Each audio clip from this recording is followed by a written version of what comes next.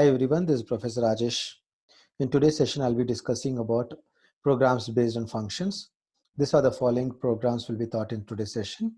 The very first program is addition of two numbers using function, then addition and multiplication of two numbers using function, then finding the factorial of given number using function, finding the GCD of the given number using Euclid's algorithm. Coming to the very first program, addition of two numbers using functions. Now we start by writing the header file, function declaration. The function declaration will have the return type, function name, and the arguments ended with semicolon. The return type here is integer, and the function name is add. The arguments we have passed here, two arguments we have passed, int of x and int y are the arguments with semicolon. This entire thing is called as function declaration, we call it as, where this part is called as a function definition. The function definition tells what this add function will actually do. We will write the body part for the function in the function definition. In order to write the function definition, again the return type should be same as what we have declared. Function name is same as what we have declared. The arguments what we have declared, it is same. Semicolon will be removed. Open braces and close braces. The body part of this function will be written inside this. This is called as function definition. Now, always the C program will execute from void main. The execution takes place from the void main, where we have declared three variables. A, B, and C are the three variables we have declared. We are asking the question, or we are displaying the message on the output screen telling enter the value of A and B. By seeing this message, the user will enter the value of A and B. Assume that user has entered a two value. One value will be stored in, first value will be stored in A, second value will be stored in B. Now, when the compiler goes to the next line, C is equals to add of A comma B with semicolon. This is called as calling function. We are calling a function add by passing two arguments. Here the arguments are the variable A and B are the two arguments we are passing. By the function name, we are calling the function. This is called as calling function. When the function is called, the control is transferred to the called function. This function definition part, whatever definition we have written, this is called as called function. In the called function, A value will be stored in X and B value will be stored in Y. This A and B are the actual arguments, we call it as. A and B are the actual arguments, and X and Y are the formal arguments. X and Y are the formal arguments, we call it as. For example, if A value is 3, B value is 4, we are passing add of 3 comma 4. We are passing the value 3 and 4. 3 will be stored when the control is transferred from this location to this location. 3 will be copied into X, and the value of B, 4, will be copied into the variable Y. So in the called function, you can observe that X value will be 3, Y value will be 4. When the function is, after assigning the value, will be executing the body part of this particular function. In this function, we have declared the variable Z. Z is equals to X plus Y. We are adding X and Y. We are storing it in Z. We know X value is 3 and Y value is 4. The resultant 7 is stored in Z, and I'm returning the value. Now, when I'm returning when the called function is returning the value, the return type of the called function is integer. So integer value will be returned. To whom it will be returned? It will be returned to the calling function. So 7 will be returned. 7 will be returned to the calling function. This is the calling function. In turn, it will assign the value. The calling function the 7 will be assigned to the variable C, and after assigning the value to the variable C, we are printing the result. When I'm printing the result, it will print result is equals to 7. This is about a sample example program to add two numbers using functions. So this is your function declaration. This is your function definition. A calling function, called function, actual argument, formal argument, and this is the return type. Int is the return type of the function. So going through the next program, C programs to add two numbers and multiply two numbers using functions. How do we add and multiply two numbers using functions? As we know that we are using two functions here. Addition is one function, multiplication is one function.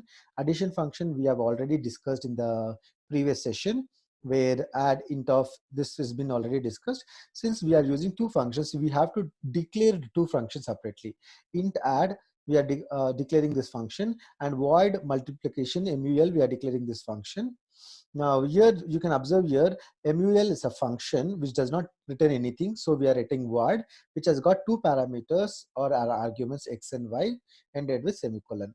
The body for addition add function has been written over here. That is, a function has been defined over here, and the multiplication function we have defined it below the add function. Now coming to the tracing part of the program, how the program works. But as we know that execution always starts with void main. Now the variables are declared ABC, and you have been asked to enter the value of A and B.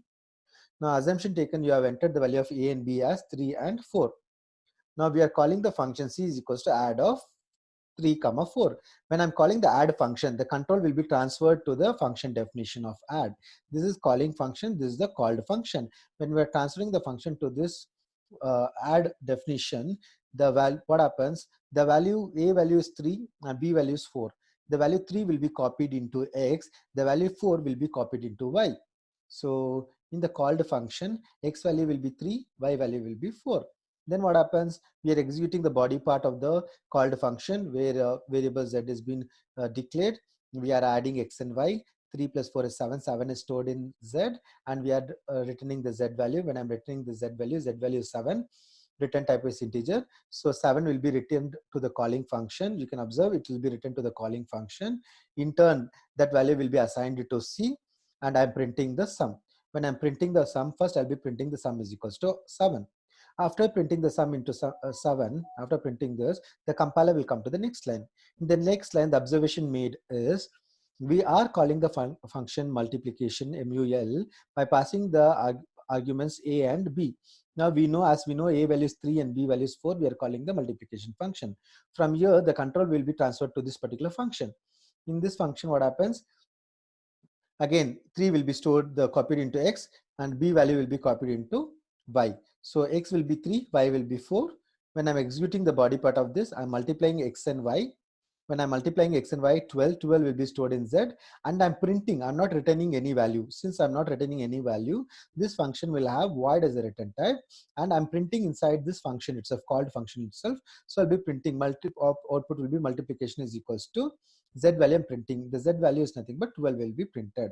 After printing this, again the control will come back to the calling function. When the calling function sees there is no further line present after this calling function, there is an end of braces, there is the end of main function, the program will stop execution, and on the output screen you can see the output as sum is equals to 7 and multiplication is equals to 12. This is how we write a program to add two numbers and multiply two numbers using functions.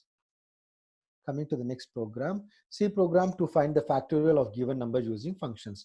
Now, as we have already come across about factorial in the previous sessions, now what is a factorial? For example, factorial of given number, if the given number is 0, so what is a 0 factorial? 0 factorial is 1. What is 1 factorial? It is 1. What is 2 factorial? 2 factorial is nothing but 2. What is 3 factorial? 3 factorial is nothing but 1 into 2 into 3. That is 6 is 3 factorial. 4 factorial will be 1 into 2 into 3 into 4. That will be 24. So this is how we find the factorial. How do we write the logic of this program? Now coming to this factorial program, as we know, we have to write a function called as factorial. Here the function name is fact, function name is fact, and the return type is integer. The number of arguments will be passed is only one argument and semicolon. So we'll start the program by writing void main, open braces, close braces. Since we know the execution starts from this line, we have declared the variable n, enter the value of n. That is, depending upon the n value, we'll find the factorial. Enter the value of n. The user will enter the value of n. For assumption taken, the user might enter the value of n as 4. After entering the value of n, now what we are doing is, after entering the value of 10, printf factorial of %d is %d n comma fact of n. In this printf, you can observe that we are calling a function called as fact by passing the n value 4. Now this is a calling function. This function will be calling the function definition. When this function is calling the function definition, the value of n is copied into this n, this variable n. Now the value of n will be 4. Now first what we have to do is, inside this called function, we have declared two variables I and f. F is initialized with the value 1. Why do we initialize with the value of 1? Because always a factorial of the number will be, the factorial of any number will be, the factorial of 0 is 1. Apart from that, everything will be having non-zero number, all will be positive numbers. So we use their value as 1. We are checking whether the given inputted value is 0. If it is 0, it will return 1. What is our input value? Input value is 4. 4 double equals to 0. Is the condition true? No, the condition is false. Now, what we are trying to do here is we are trying to find the factorial of the given number. The given number is 4. So what is 4 factorial? The 4 factorial is nothing but 1 into 2, and the result of that should be multiplied with 3. The result of all this should be multiplied with 4. So you'll be getting 1 into 2 into 3 into 4, you'll be getting 24 you'll be getting. Now how do we do it? With the help of this for loop. First of all, we'll check whether 4 is double equals to 0. No, 4 is not equal to 0. So we don't go to this line. We'll skip this line. We'll go to this line for loop. For I is equals to 1. Okay, here you can observe that when we are passing n value as 4, it will check 4 double equal to 0 false. If it is false, it won't execute this line. It will go to this line in the pass 1. For I is equals to 1, we'll check for the condition 1 is less than or equal to n. Now what is 1 is less than or equal to 4? The condition is true. So what we do is f is equals to, this is where we are finding the factorial. This for loop is basically to find the factorial. F into I. What is the value of f? F is initialized to 1 into I value is 1. 1 into 1 is 1. So the updated value of f is 1. After updating the value, I will repeat the for loop. I will increment the I value. When we increment the I value will become 2. Then we'll check for the condition. When I value is 2, we'll check for the condition is 2 less than or equal to 4. This for loop will be repeated. When 2 is less than or equal to 4, yes, it is less than 4. F is equals to f into I. What is the previous f value? We have got 1. 1 into what is the I value? We have updated I value is 2. So 1 into 2 is 2. That is, the updated f value is 2. Then I will increment I. When I increment I will become 3. In the third pass, when I becomes 3, I'm checking for the condition 3 is less than or equal to 4. Yes, it is less than 4. Then f is equals to f into I. What is the previous f value? 2. So we'll take f is equals to previous f value is 2 into I is equals to 6. Now what happens? Again increment I. When I increment I will become 4. When I check for the condition 4 is less than or equal to 4. Yes, true. F is equals to f into I. What is the previous f value? The previous f value we have got 6. 6 into, what is the I value? 4. 6 4s are 24. Again I gets incremented, I will become 5. In past 5, I is equals to 5. I is less than or equal to 5. Condition becomes false. When the condition becomes false, I want to print this statement. I want to enter into this statement. I will go for return f. I'm trying to return f. What is the updated f value? 24. So observation made in this program is, in this for loop, if n value is 4, will be having 4 types will be repeating, 5th time will come out of the program. In order to find the factorial, what we'll do is we'll multiply 1 into 1 is 1. Again, this f will be multiplied with the second number 1 into 2 is 2. Again, 2 will be multiplied with 3, 6. Again, 6 will be multiplied with 4, 24. That's the reason when you are finding the factorial of the given number, if you are finding the factorial of the given number 5, 1 will be multiplied by 2, and the result will be multiplied by 3, and that result will be multiplied by 4, and that result will be multiplied by 5. So 5 times the looping should take place. 6th time the looping will come out when the n value is 5. So so coming to the program, return 24. Return 24. The value of f is 24. 24 is returned. To whom it is returned? It is returned to the calling function. Where is the calling function? Calling function is here. So you can observe here is when I'm returning 25, the return type of the called function is integer type, integers. So I'm returning integer 24. Later what happens? The value 24 gets printed on the output screen. So the output will be factorial of 4 is 24 will be printed on the output screen. This is how we find the factorial of the given number using functions. Coming to the last program, C programs to find GCD of given number using Euclid's algorithm. Now, how do we find this GCD of the given number using Euclid's algorithm? For example, if the given number is 48 and 18 is the given number, we'll try to divide this 48 by 18. In the past one, we'll try to divide this 48 by 18. When I divide this 48 by 18, I'll get the remainder 12. That is in past one, I'll get the remainder 12.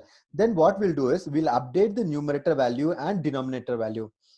How do we update the numerator value and denominator value is, the denominator value, the 18 is the denominator value, will become numerator in the next pass, and the remainder will become the denominator in the next pass. So in the next pass, 18 will be divided by 12. When I divide 18 by 12, I'll get the remainder 6. When I'll get the remainder 6, I'll update the numerator and denominator value. Now this 12 will become the numerator and this remainder will become the denominator. This process will continue until I get the remainder value as 0. Now when I divide 12 by 16, when I divide 12 by 16, I will get the remainder 0. When I get the remainder 0, I will conclude that the denominator 6 is the GCD of the given number. This is how we will find the GCD of the given number using Euclid's algorithm, where quotient will be ignored in each and every step. Only thing is, you should worry about the remainder part. When the remainder is 0, then the denominator will become the GCD. If the remainder is not 0, then the remainder will become the denominator, and the denominator of the previous thing will become the numerator. So coming once again with the program, once again with the concept, to compute the GCD of 48 and 18, 48 is the numerator and this is the denominator. We try to divide 48 by 18. When I divide this, I'll get the remainder in the first pass. Then in the first pass, what we'll do is, after getting the remainder as 12, we'll update the numerator value and denominator value. So the denominator will become the numerator, the denominator of the first pass will become the numerator, and the remainder will become the denominator. So in the second pass, numerator and denominator, when I try to divide this, I'll get the remainder 6, where I update the numerator and denominator in the second pass. When I update the numerator 12, the denominator will become the numerator 12, and the remainder will become the denominator.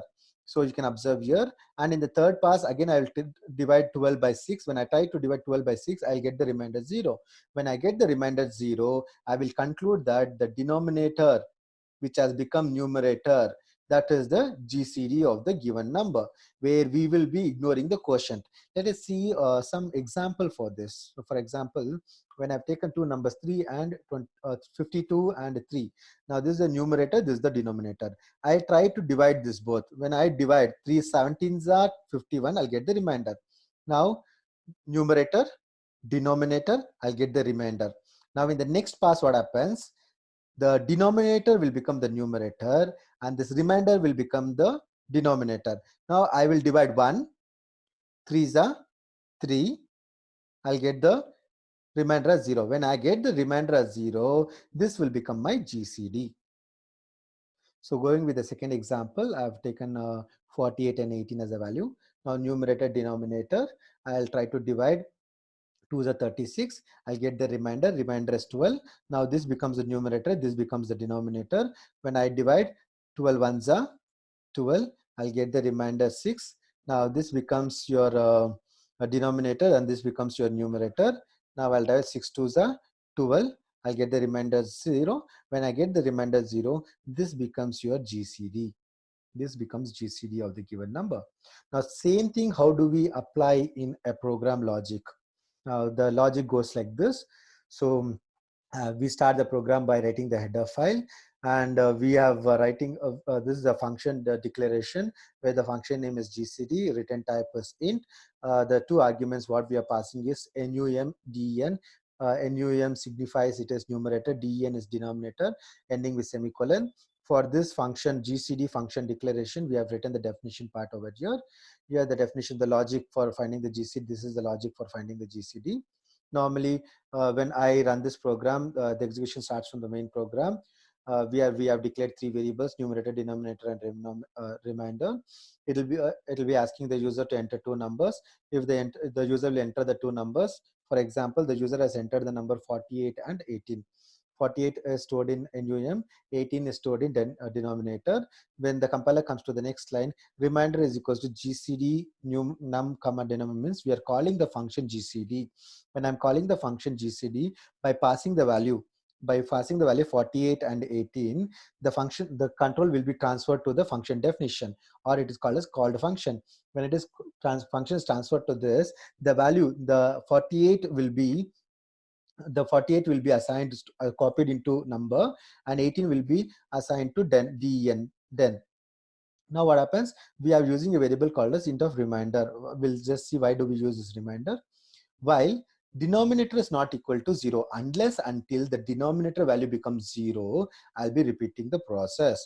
So what is the denominator value? 18. Is 18 not equal to 0? No, 18 is not equal to 0. So as I told you that first initially we'll find the remainder. What is the numerator value? 48. What is the denominator value? 18. 48 mod 18. What is the remainder value? 12. As soon as I find the remainder value, I'll find the new numerator and denominator. As I told you, numerator will be the this denominator will become the numerator. So the 18 is stored in numerator, and this remainder will become the denominator. So 12 is stored in denominator. Here in the first pass, you can observe that your numerator value is updated to 18 and the denominator value is updated to 12. Okay. So coming to the second pass, again I will check denominator not equal to 0. What is denominator? 12. Is 12 not equal to 0? No, 12 is not equal to 0. Again I'll find the remainder. How do I find the remainder? By using these values. 18 is the numerator mod 12. 18 mod 12 is 6. I'll get the remainder 6. Now I will update the numerator. How do I update the numerator? This 12 will become the numerator. So numerator is equals to denominator. 12 will become the 12 will become the numerator, and the remainder will become the value remainder will become the denominator. Now 6 will become the denominator.